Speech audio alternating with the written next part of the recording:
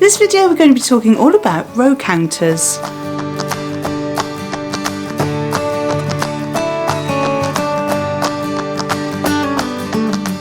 Hello, welcome back to Conquer Crochet. My name's Karen Stangroom, and in this video we're talking about the different things you can use to help you keep track of your rows. Some of them might be obvious, some of them maybe not so obvious. Let me know in the comments below if you use something different or if you have a particular favourite way of counting your rows. So let's start off with our pattern. That could be in a book, or it could be a printout pattern, or it could be a digital pattern, depends how you like to store your patterns. So for example, I've made round 1 and I'm going to be moving on to round 2, but there's a knock at the door.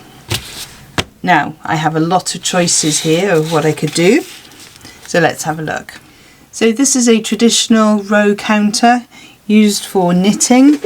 You can just about get a crochet hook on there, but then it becomes a little bit awkward for crocheting. So usually if you have one of these, you've probably got it at the side, you know, maybe on the arm of a chair or something close by. So the idea here is you just turn the little dials on the side and then you keep going with your row counting there. And that's great as long as you remember which colour row counter you're using. If you've got a few, I have them in different colours. You can get all sorts of different shapes and sizes of these, and then you maybe keep it in your project bag so you know that that's the one for that project. Because if you're like me and you've got a couple of whips going, you might get a bit confused which one you're using.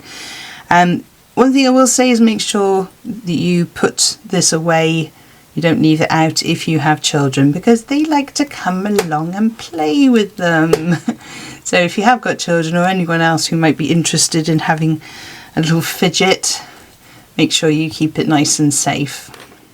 So the second one I've got to show you then is one that's on like a little lanyard that can go around your neck, and this one is a lot easier. You don't sort of knock it off the arm of the chair or whatever. And the idea is it's like the ones they use on doors, you know, when they're counting the number of people coming in.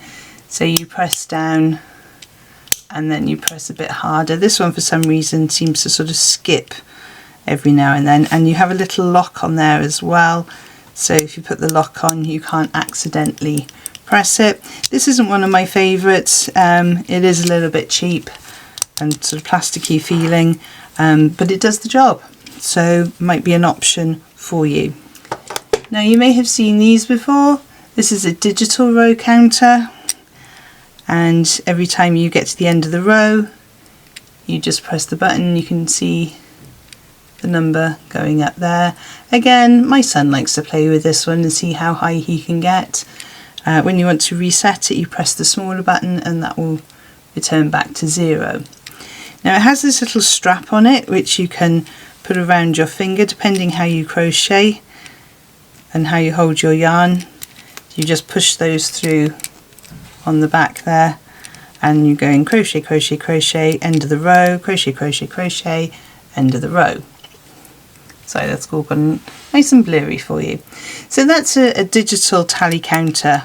Now, this is one I bought not that long ago. This is from Knit Pro, and the idea is you either wear it on your index finger or you wear it on your thumb, and you have, I'm not sure if the camera's going to pick up, there we go. So you have numbers on there and you just sort of push in slightly to turn the row round, and obviously the same on the other side, and you sort of get a nice clunking sound. So you just have to remember with this one there is no sort of start point. It would be nice if it had a little marker somewhere, you know, that's where it is, because if you take it off and put it on, and now I can't get it off my thumb, if you take it off and put it back on again, are you going to put it on in the wrong place? But you know, nice fun little piece of crochet jewellery. If you like having lots of fun things to do with crochet, then you might want to get one of these. The traditional pen and paper, or pencil and post-it as I've got here. The reason I like post-its is you can peel it off and you can stick it on your pattern exactly where you are. You could put it right underneath so you know exactly which row you're on. You might want to put it next to a picture. And I tend to do tallies, so the traditional gate tallies, when I'm working this way. Often do this if I'm doing amigurumi. I just find it easier to do. And you know, you're doing sort of do row 16 to 47, like, oh, right. And you're just going to keep going. So this is really useful.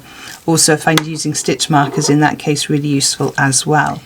So now I get these every month with the Stitch Marker Club from Mrs. G Makes, and it's just a little 100 square, and I can tick off my rows as I'm doing them. And she usually has the stitch markers on this side when you get them delivered, and then that's on the back, which is a great way of using the little card rather than just having a blank back, which I really like. So another way of doing it, another sort of pencil and paper method, but you could try using 100 square. Now a much cruder way of doing this is to use a peg and pop your peg where your round is. It's not the best, but sometimes it might be the only thing you've got to hand. Then you can move that down with each of the rows that you're working on. It works effectively, it's not going to fall off, so you could give that one a try. So this next one is from a company called Atomic Knitting, and it is a magnetic pattern marker, and there's 2 magnets at the end here, and you can use this either way round. I'm going to use this one upside down for now because that's the side my pattern is on. I'm just going to slide it across and the magnets meet up. And this one again you can use to slide down your work when you get to your next row. You could also use it to keep lots of bits of paper together. If you've got several bits and you haven't stapled it, it's quite a nice way to keep them all together. So that's a magnetic pattern marker. I'll put a link in the description either to my Amazon shop or to the specific makers. In this way, it's the lovely Emma. Isn't that cute? Of course, everything has to be foxes with me.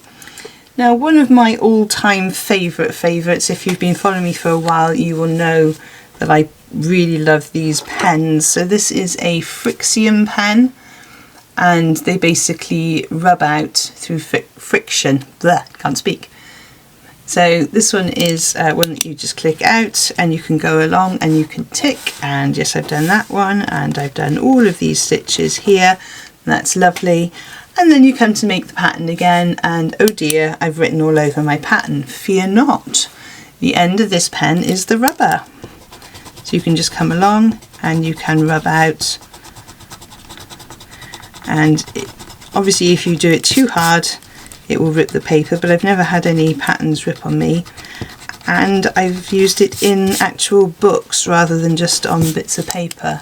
So I don't know if that will show up there, but you can see I did lots of ticks along there and you can't really tell that there's any marks there. And I discovered Frixion highlighter pens. Ooh! So these work in very much the same way as normal highlighters. They've got a nice chiseled edge to them. So I finished this bit here. I can just come along and highlight it, and I've done that bit there. And then when you come to redo your pattern again, it's this end rather than the lid. So this end you come along and you rub out. Now these have been in my Amazon storefront for a long time because I think they are amazing. I use them for everything. Great when you're writing stuff in your diary and then something gets cancelled. And there's nothing worse than having a messy page in your diary. So the highlighters don't rub out as neatly as the others, but then you're covering a bigger space than you are with a little tick. And you need to make sure that your end is clean. So this one has left a little bit more of a mark, but if you're doing this on a printed pattern, I don't think that's too much of a problem there. You could also just do it with a little tick at the end of each row, and again you can rub that out and that's not going to smudge any ink prints. And the last one I want to show you is an app that I've discovered. It's called the Crochet Studio and you can join Crochet Studio Plus, but the basic app, which is free, has this option of toolbox, and I will do a review on this when I've had a bit more of a play. So toolbox and row counter, and you just leave this on the arm of your chair. You can edit the name, so I can say, right, well, this is for my the blanket I'm working on, and then when you get to the end of your row, you just go boop, boop, boop. And oh, I've added an extra one. I can go back to the beginning, I can start again, and then I can delete it. Now I can have more than one. If you've got more than one job on the go, more than one whip. So this might be a teddy bear. Oops. Teddy. We'll go with Teddy. And again, you can just count your rows there. So however you choose to keep track of your rows, make sure you do so, because there is nothing worse than coming back and finding you've forgotten where you are in the pattern. Anyway, I hope this has given you some inspiration of things that you can use as alternatives maybe to the humble row counter. If you've enjoyed this video, please give it a thumbs up. It really helps the rest of the crochet community to see it. And if you haven't subscribed so already, please feel free to do so. It is free to join, and you can unsubscribe at any time if it's not your cup of tea. I'll pop 2 more videos on the screen to help you on your crochet journey, and I will see you over there. Thank you so much for joining me on this one, and happy hooking!